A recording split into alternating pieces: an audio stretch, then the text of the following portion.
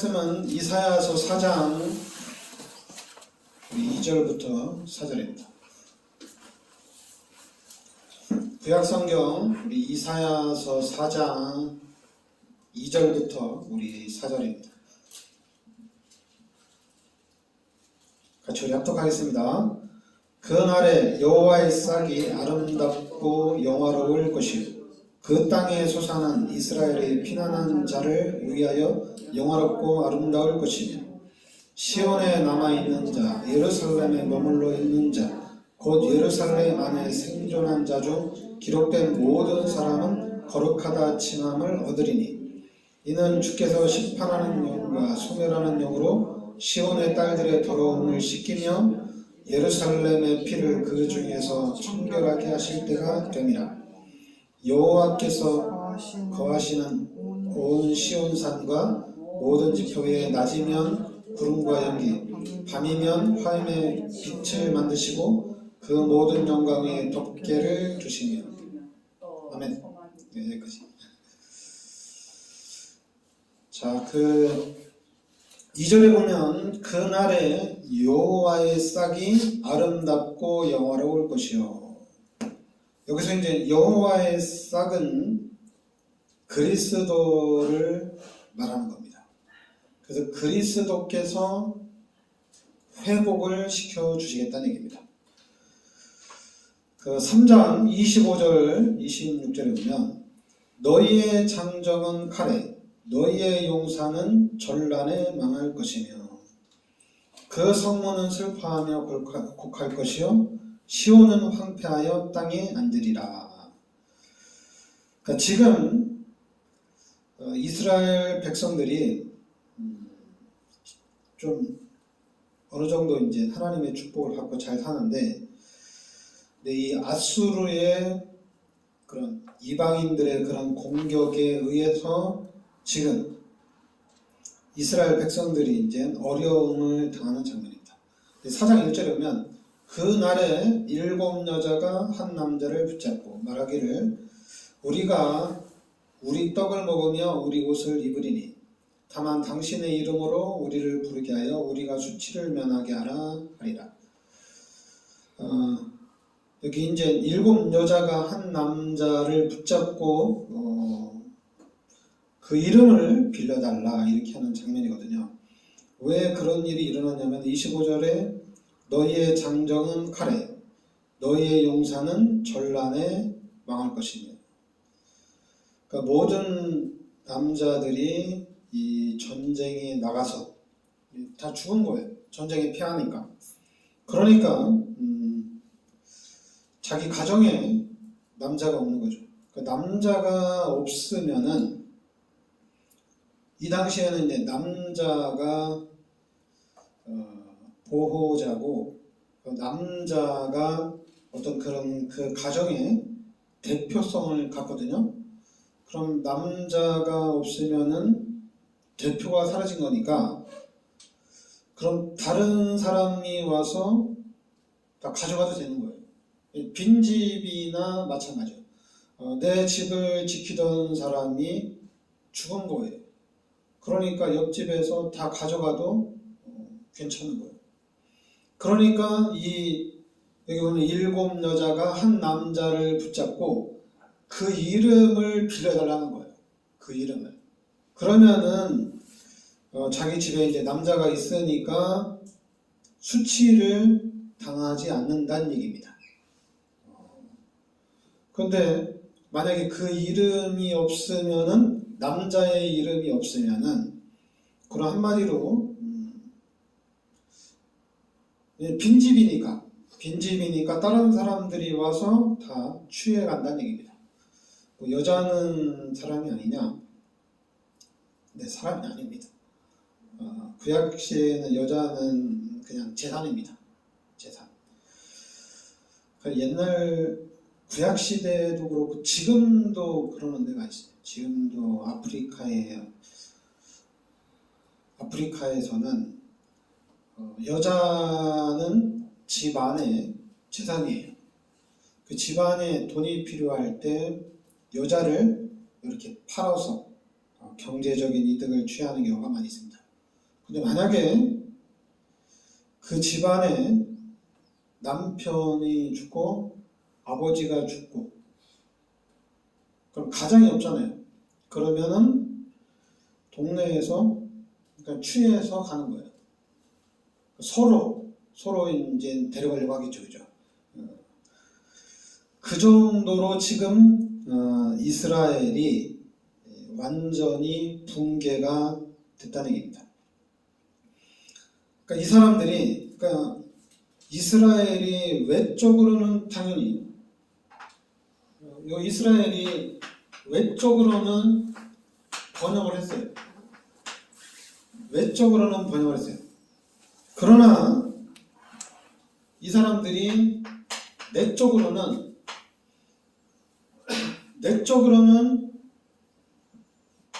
교만하고 그리고 우상숭배하고 그리고 완전히 타락의 극치를 달리는 거예요.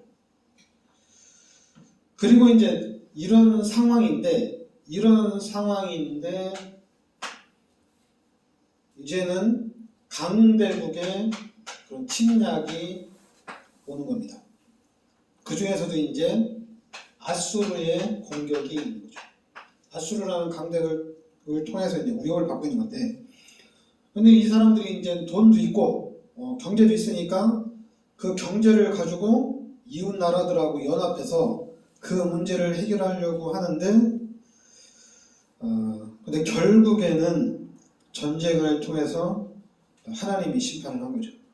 하나님이 심판을 하니까 비참하게 완전히 무너지는 겁니다. 오늘 그 이사야서 4장 1절 말씀대로 사회적으로 7 여자가 한 남자를 붙잡고 이름이라도 빌어달라고 하니까 아까 완전히 요 사회적으로 붕괴가 된 거죠. 그리고 전면적으로 완전히 붕괴가 된 겁니다. 그리고 한마디로 이제 비참한 처지만 남은 거죠. 이름만 빌려달라고 하니까. 그래서 예레미야서 2장 19절은 여호와를 버린 것이 내 화근인 줄을 알라. 그러니까 이스라엘 백성들이 외적으로 번영하니까 자꾸만 교만해지고 하나님과 가까워져야 되는데 우상 그리고 타락이 극심해지니까 강대국을 통해서 하나님이 심판하니까 완전히 붕괴되는 거예요. 그러니까 그게 이제 예레미야 2장 19절 말씀대로 여호와를 버린 것에 대한 결과가 됩니다. 그런데 하나님은 2절에 그날에 여호와의 싹이 아름답고 영화로울 것이라. 바로 이사야 4장 2절에 바로 하나님께서 여호와의 싹은 이 싹은 메시아를 뜻합니다.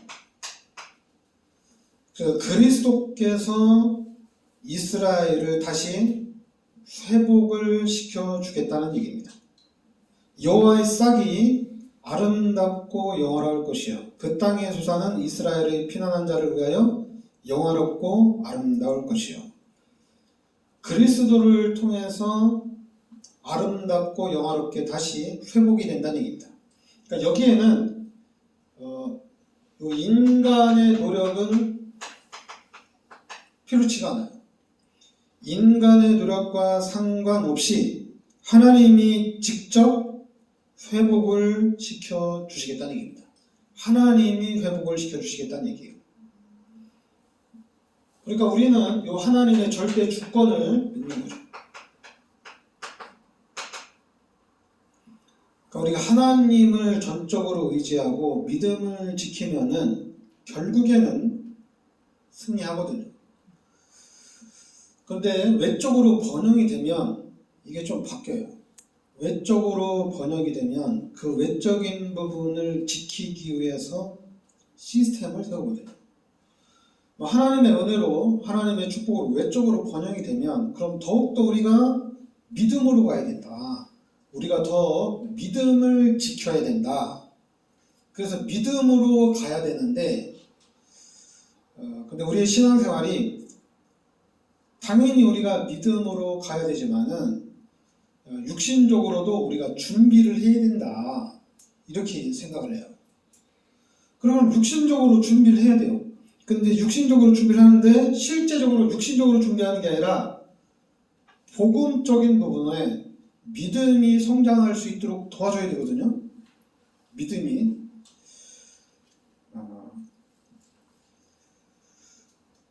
그래서 이제 원래 우리 다락방에서 훈련을 그렇게 많이 만든 거거든요. 저는 그게 이해가 됐어요. 왜냐하면 성장할수록 계속 믿음 안에 거할 수 있도록 말씀을 들을 수 있도록 훈련을 계속 만드는 게 맞거든요.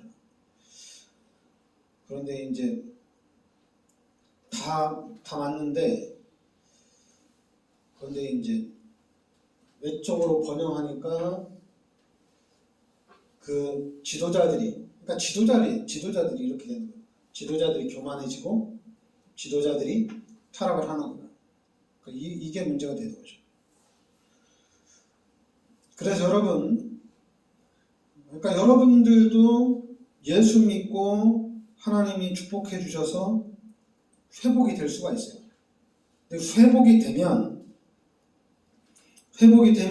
그럼 더 하나님께 영광을 돌리고 또 이제 하나님께 감사하면 되잖아요. 근데 그것보다는 자꾸만 우리가 이제 판단을 하거나 그리고 이제 불평하거나 원망하거나 정죄하는 그런 길로 빠지게 되죠. 절에서는 되겠냐 안 되겠냐 그런 부분이 나오죠. 왜냐하면 축복을 받으면 받을수록 우리가 하나님 의지하고 하나님을 바라봐야 되거든요. 그러니까 이스라엘 백성들이 진짜 하나님의 은혜로 엄청난 축복을 받았어요. 그 축복을 받을 수 있는 더욱더 하나님의 말씀 속으로 들어가면 문제가 없어요. 근데 말씀으로 들어가기보다는 결국에는 교만해지고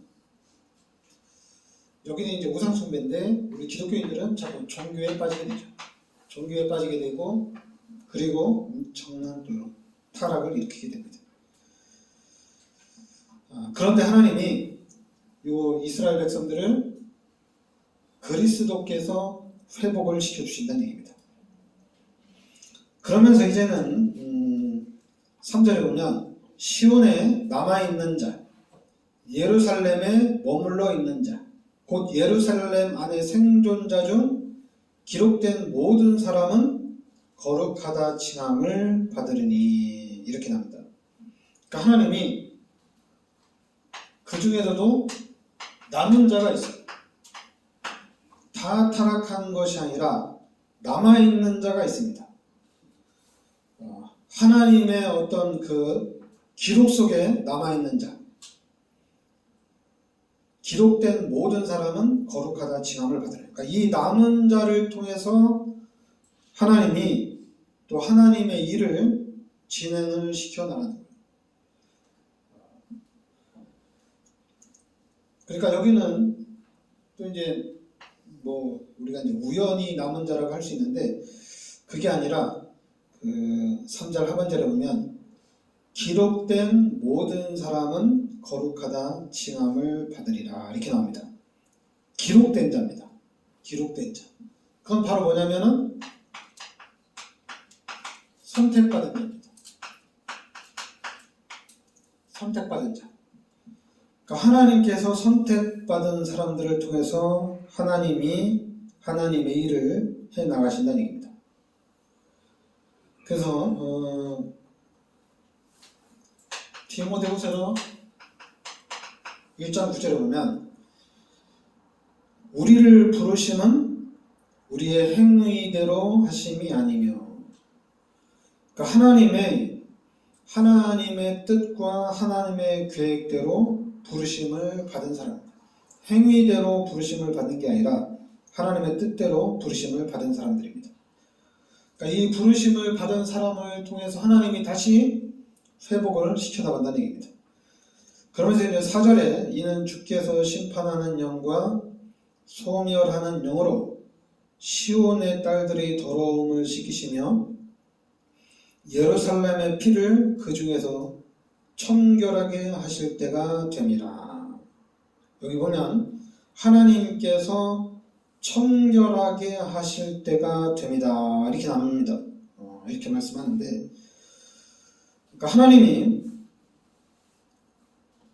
하나님이 죄를 덮는 게 아니라 이 죄를 하나님이 심판하고 더러움은 하나님이 제거를 한다는 얘기입니다. 그런데 이 심판을 통해서 하나님이 정결하게 한다. 요 정결하게 하나님이 우리 깨끗하게 청소를 한다는 얘기거든요. 하나님께서. 그러니까 요한일서 20장 7절에도 예수의 피가 우리를 모든 죄에서 깨끗하게 하실 것이요. 그러니까 하나님이 심판을 통해서 정결하게 깨끗하게 하신다는 얘기입니다. 예수 피로 우리가 깨끗하게 된다는 얘기죠. 그러면서 이사야 4장 5절부터 6절에는 다시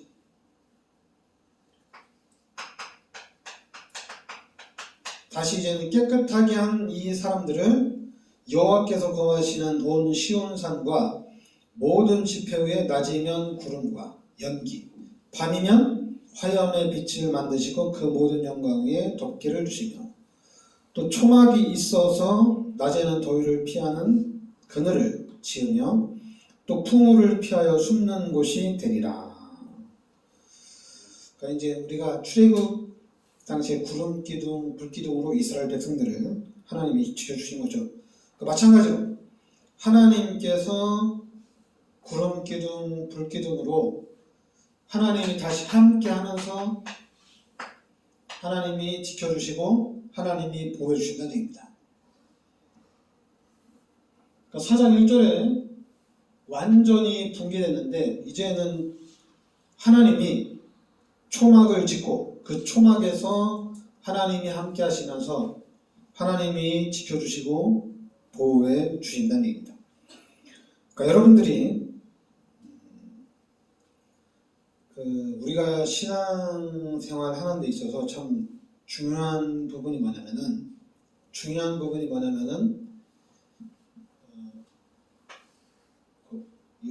하나님만 이게 참 중요한 것 같아요. 하나님만이 돼야 돼요. 하나님만이 할 수가 있는 겁니다. 그리고 우리는 하나님만 바라봐야 돼요. 하나님만 의지해야 돼요. 그러면 하나님이 보호해 주시고 하나님이 인도해 주십니다. 그래서 우리 기독교인들은 신앙생활 하면서 자꾸만 요 외적으로 번영하면 요렇게 하면 되고 저렇게 하면 되고 또 여러 가지 지혜를 구해요.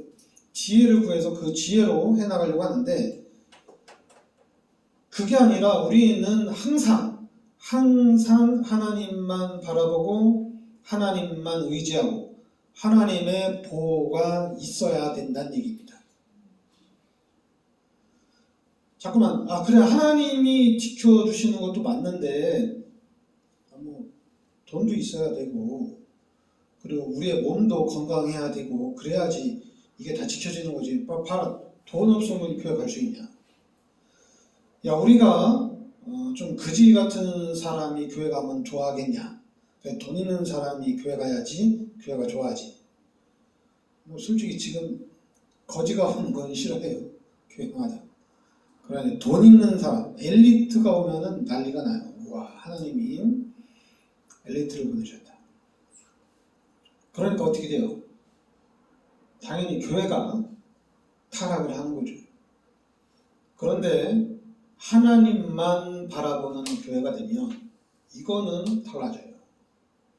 여러분들이 실제적으로 하나님만 바라보고 하나님만 의지하고 그래서 하나님이 보호해 주시는 그 축복을 실제적으로 누려야 됩니다. 그래서 여러분들이 이 부분에 대한 증인으로 서야 돼요. 증인이 돼야 돼요. 예수 믿으면은 하나님의 자녀가 됨으로 인해서 다 가진 거예요.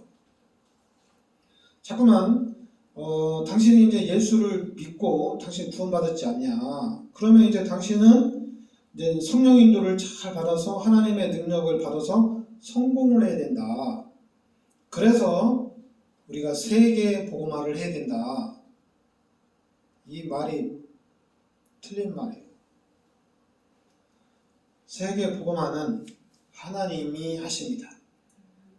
여러분이 축복받아서 여러분이 성공해서 민족 복음화, 세계 복음화하는 것이 아니라 하나님이 알아서 하나님이 하십니다. 그래서 우리는 하나님만 의지해야 돼요. 여러분, 초대교회가 로마를 정복할 수 있었던 것은 이 사람들은 하나님만 바라봤어요. 하나님만. 그러니까 하나님만 바라보다 보니까 늘 도망만 다녔어요. 초대교회는. 도망 다니면서 하나님 의지하고 진짜 하나님의 은혜로 이 사람들이 살았어요. 그 도망을 250년 동안 도망을 다닌 거예요. 근데 250년 동안 도망 다녔는데 로마가 100% 기독교를 믿을 정도로 된 거예요. 대단하죠, 그죠? 250년 동안 도망만 다녔어요. 도망만 다녔는데 그리고 초대교회에 보이는 사람들은 우리가 볼 때 좀 가난하고 좀 무지한 사람들인데 이 사람들을 통해서 도망을 다니는데 전도의 문들은 계속 열려지는 거예요. 그러니까 하나님이 문들을 열어나가시는 거예요. 그래서 그 당시에 이제 황제가 봤는데 자기가 황제로서 딱 봤는데 요직에 있는 사람들, 중요한 자리에 있는 사람들, 그냥 다 기독교인이야. 자기가 예수를 믿지 않으면은 자기도 죽을 수가 있어. 그러니까 황제가 그냥 기독교를 다 믿으라고 공포를 한 거예요. 공포를. 250년 만에 그런 현상이 나타났는데 지금도 마찬가지입니다. 지금도 우리가 진짜 하나님만 의지하고 나가야 돼요. 그래서 하나님이 어떻게 하시는지 우리는 봐야 돼요. 왜냐하면 하나님이 지켜주시고 하나님이 보호해주시는 이 부분이 확실하게 체험이 되면 이거는 엄청난 거거든요. 하나님만 의지할 때.